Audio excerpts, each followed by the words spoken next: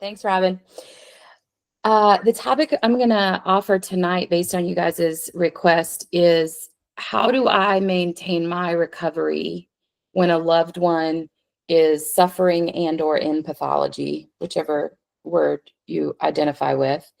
And then I'm happy to speak into the tool around that being Cartman's triangle, the drama triangle, however you know it. So, um,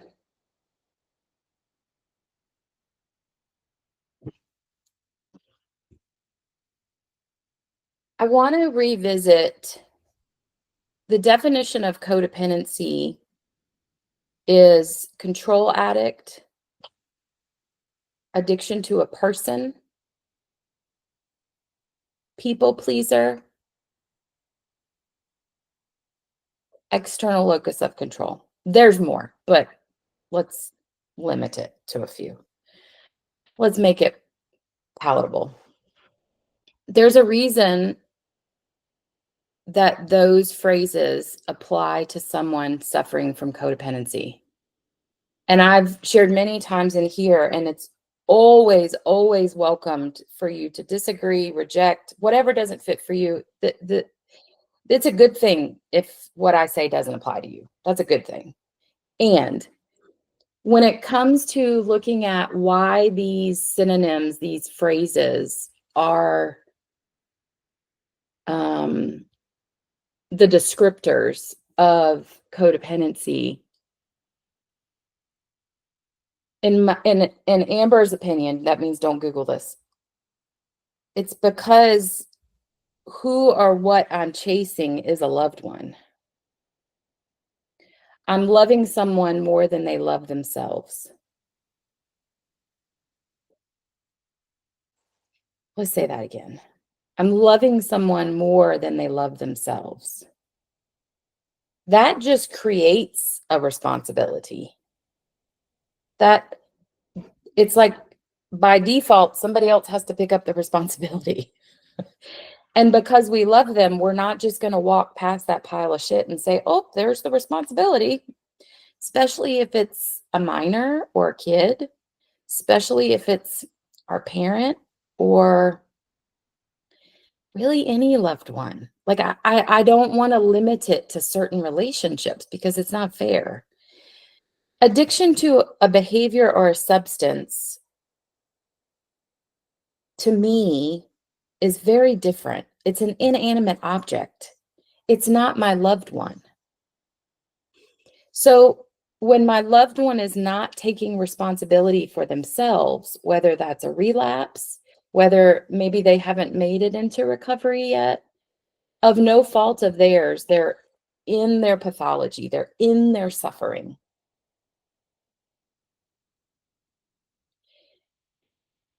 That is equivalent to me as a recovering codependent. That is equivalent to me working in a bar trying to stop drinking.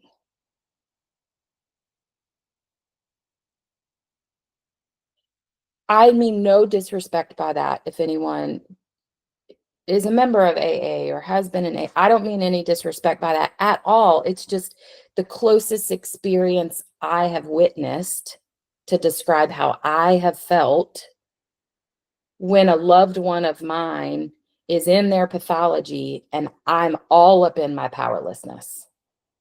I'm full of my powerlessness. It's in my face. And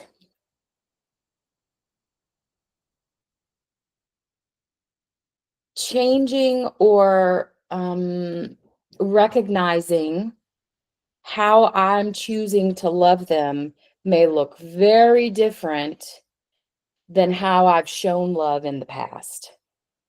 Because in the past, my love may have looked like codependency, may have looked like people pleasing, may have looked like excuses, may have looked like minimizing, may have looked like avoiding, like I saw it, but I'm going to pretend like I didn't.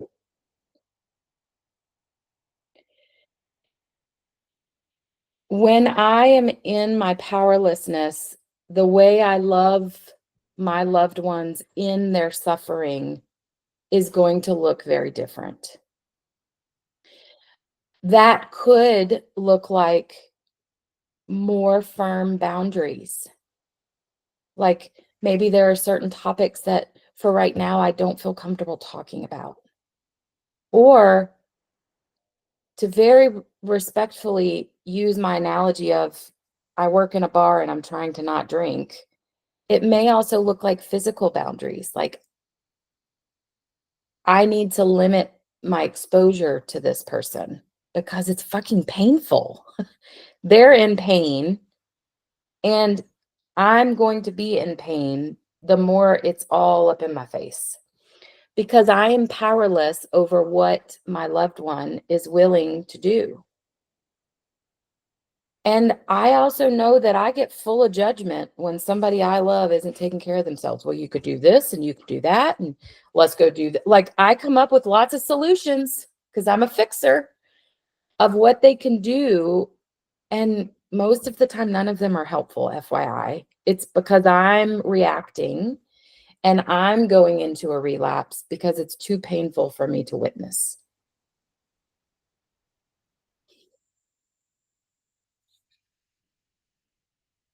When I am in relationship with a loved one, and maybe I have used a boundary, which is why they're isolating, or why a loved one of mine is avoiding, or maybe is creating some of their acting out behaviors. I'm not to blame for that.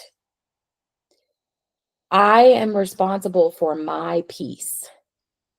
So my boundary is my responsibility to put in place and to honor.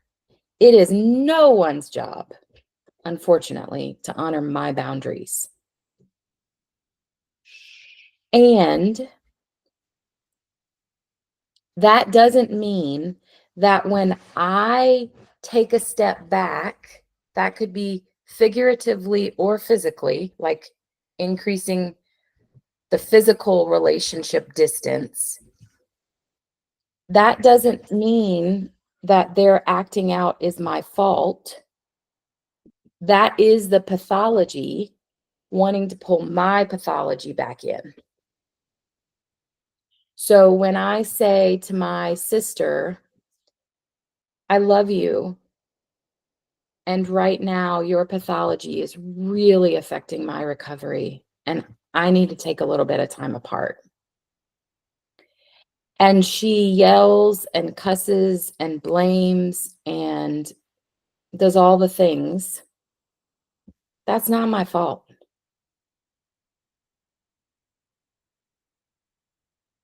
My pathology will try to convince me that I'm to blame, and that's my punishment because I'm not loving her good enough or well enough.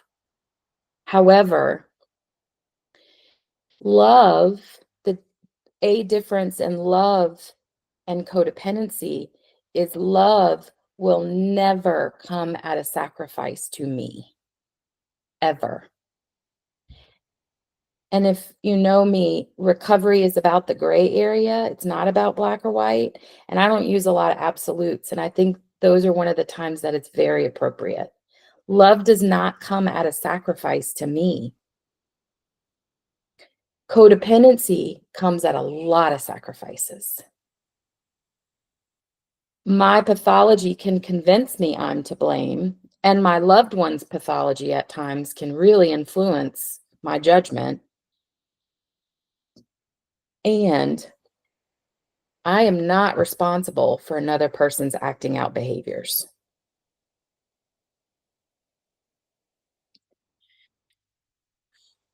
My body's getting a little triggered. That's why I'm slowing down.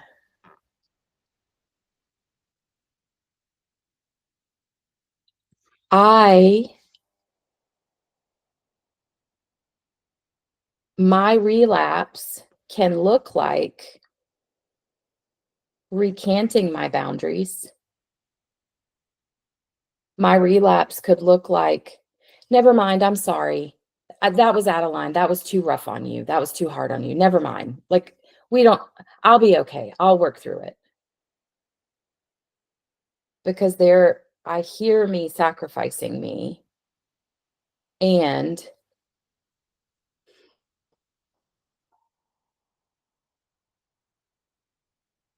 the biggest limitation to pathology is health.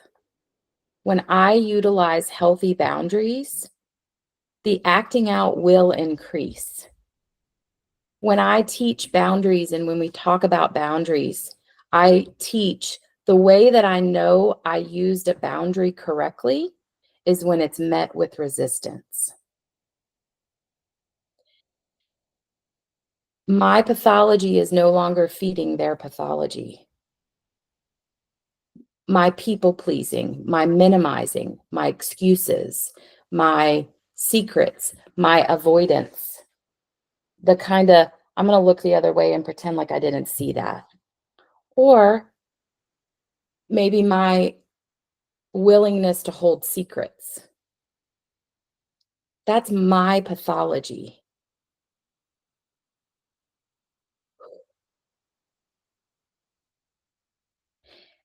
And I can fall into that relapse, and my relapse looks very different than a substance use abuse behavior addiction because mine gets rewarded. My relapse gets rewarded. I get attention. I get gifts. I get compliments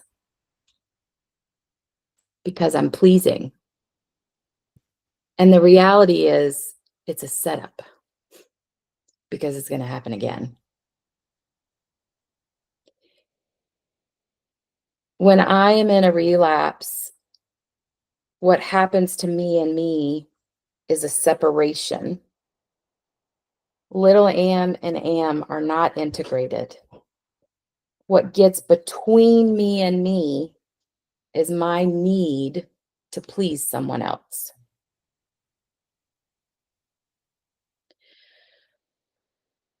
What my recovery looks like in that moment, and this is a true statement, no shit. This is what my recovery has sounded. I'm smiling because I don't know how I come up with this shit sometimes. Remember, I'm not the standard here. I'm only sharing and disclosing to give you some examples of what might show up for you. And what comes out of my mouth can be pretty creative. Like, I had a codependent moment. Never mind. I need this boundary. I'm doing this boundary. It may not feel like this to you, and I'm using this boundary because I love you. And if it means I lose you for blah, blah, blah, I'm losing the pathology. I'm not losing you. That ownership of that codependent moment, I've used it more than once because my relapses happen. And I get really scared I'm going to lose the people I love.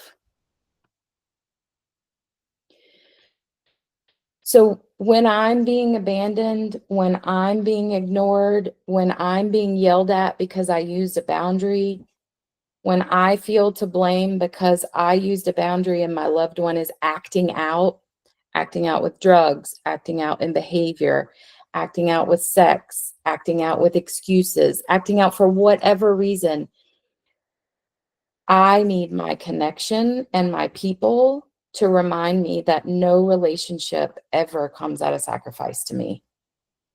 And if it is love and not codependency, there wouldn't be that expectation. Love is not an ultimatum. Love is not rigid. Love doesn't have those type of consequences. It's not punishment.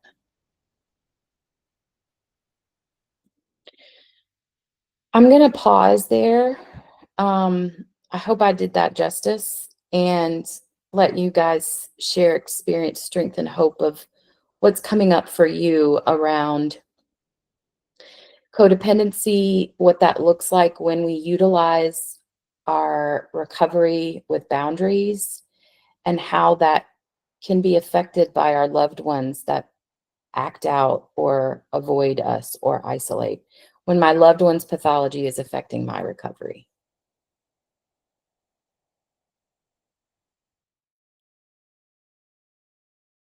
Thank you. Tonight is a full moon and the energy feels crazy.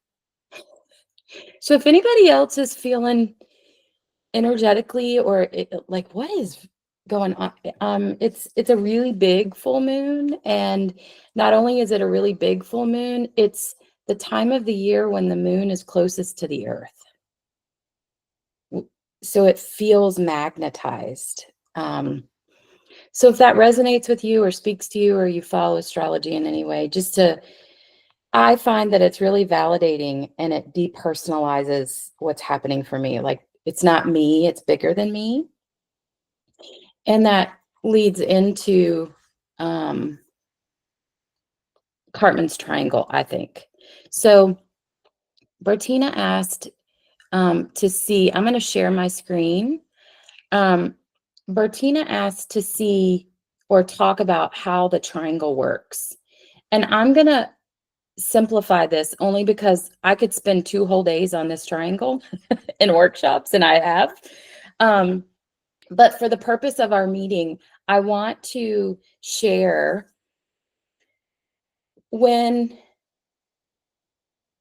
I feel crazy, when I feel the insanity, when I feel like I can't see the forest for the trees, it's usually because it's the pathology. It's usually because I'm in some type of relapse. Something's happening and I'm suffering. And if if you know me, I will say I'm in recovery, I'm recovering, and I'm no longer suffering. I don't ever get to not be in recovery. I don't want to ever not be in recovery, but my recovery is lifelong. And so what makes today different than before is I'm no longer suffering. And part of that is because of this. The dysfunction that I live in because of codependency creates an external locus of control. What does that mean?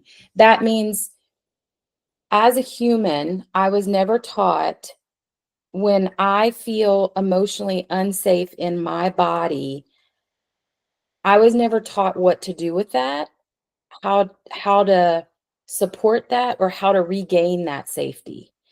What I was taught was that things outside of my body are supposed to make me feel better. My dad used alcohol, pills, work. My mom used work, codependency. All I saw was something on the outside of me controlling it is what makes me feel better on the inside. And culturally, we see that a lot. Fast food restaurants, red dot stores, on our phone, porn, sex, gambling, scrolling. We're a culture that has learned that outside of my body will make me feel better. That's a lie. I don't know how to say that any differently. And when I live by an external locus of control, what that means is life is happening to me. I'm reactive. So as a victim, when I'm in dysfunction, I am in one of these 3 states.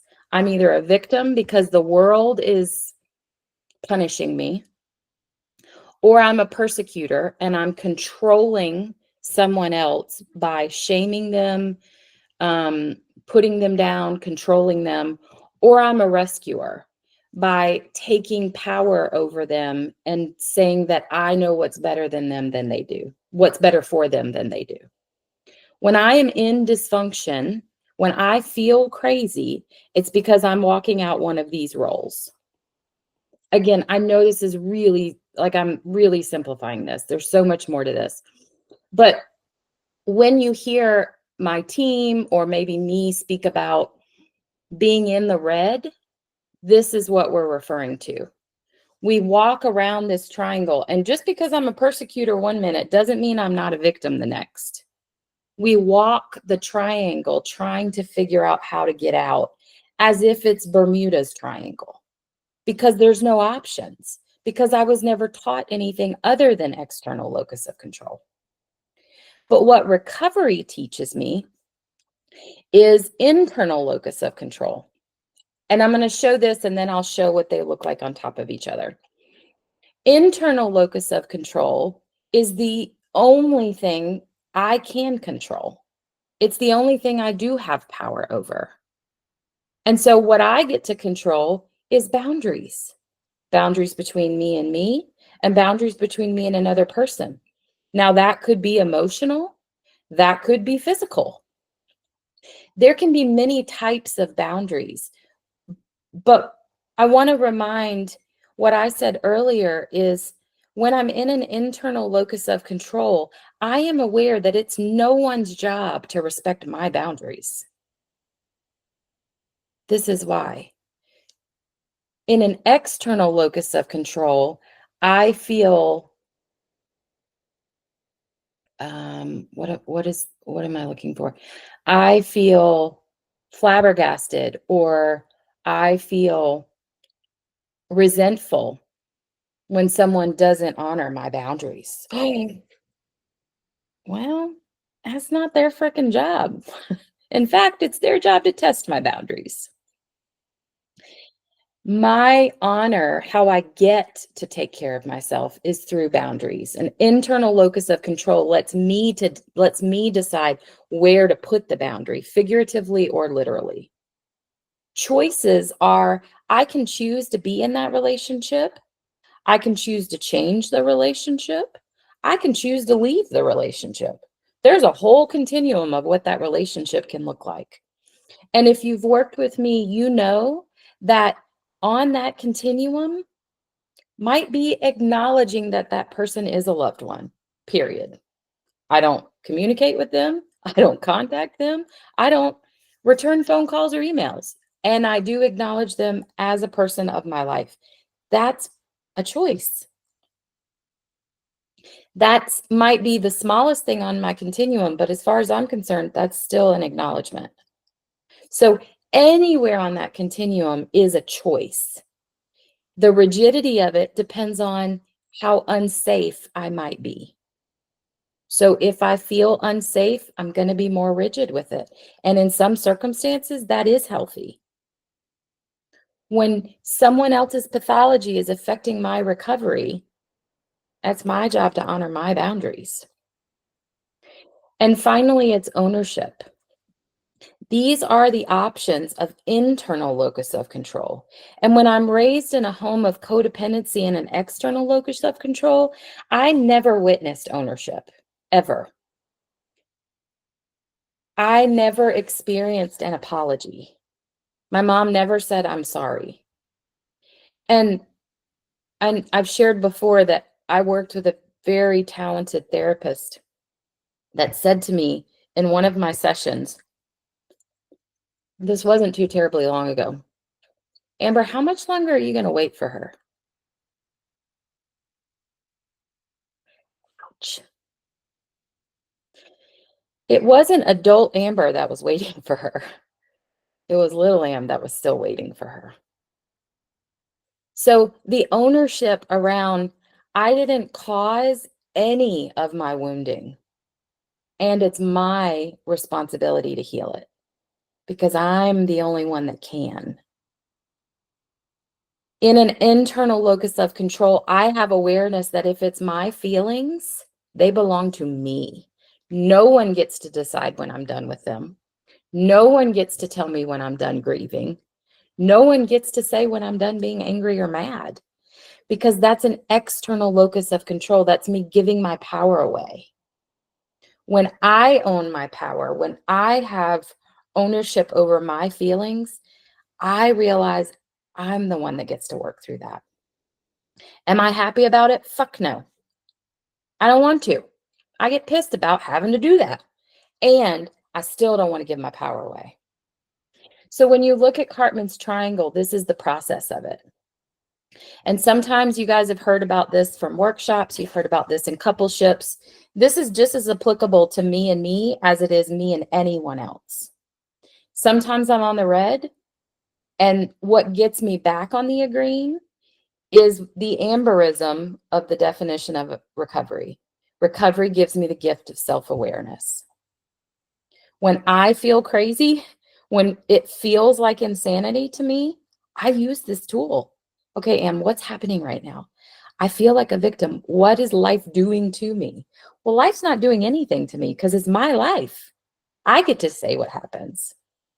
But there are times when I feel really little and I feel really reactive, and I have awareness that this isn't a 43-year-old Amber pain. This is probably a 15-year-old Amber pain. And she's the one trying to get my attention because she doesn't have any of these other resources. I do. I hope this was helpful, and I realize that that was a very simplistic walkout of what it looks like. And it is a tool that you can ask for anytime from my team.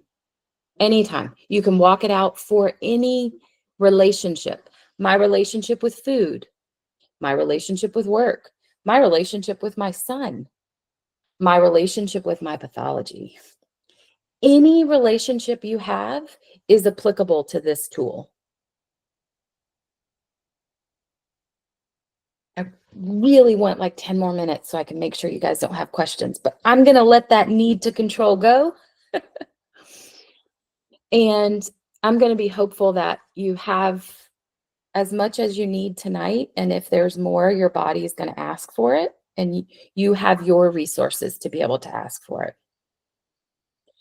I want to throw out just really quickly that in case you don't follow our social media, we do have 2 spots left in the Wild Woman Yoga Retreat. Sorry, I couldn't get those words out. We do have 2 spots left for that, and that registration closes the first week in November. So I just wanted to mention that. With this full moon, didn't know if somebody needed some fire ceremonies to burn some shit. So if you're interested, reach out to me. It's Esha and I that are facilitating it in Costa Rica. Reach out to me and I'll happily answer any questions you have. But I just want to mention it with Hunter's Moon going on. And the permission to love on your body tonight and be gentle with your body, as this was a really deep topic, and I resonate so much with the blog that I wrote for this month. It was Jen's suggestion, but the blog I wrote around fall is about shedding, and it is about the death that happens before the rebirth.